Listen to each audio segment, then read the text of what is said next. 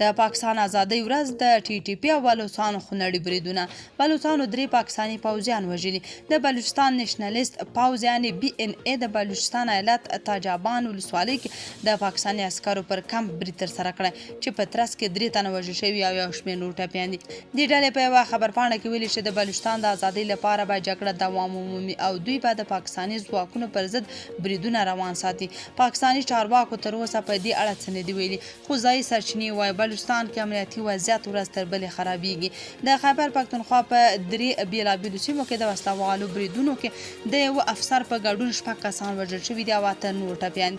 د کورمې بردیر پېښور او بنو سیمو دا بریدونه داسې مهال شوي چې پاکستان کې د خپلواکۍ جشن مراسم لمانځل کېږي.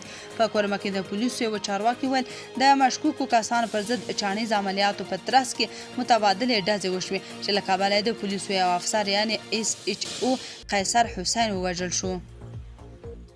له دې مخکې د بردیر په پناکوټ کې نامعلومو وسلوالو د پولیسو پر ګرځنده ګزمه برید کړی چې له کبله د یاد ځواک اکبر حسین، نصرالله او موټر چلوونکی اسماعیل وژل شوی او محمد اسحاق، رحیم الله، نیاز محمد، عبدالغفار، جلال الدین او ریاست خان ټپیان شوي دي.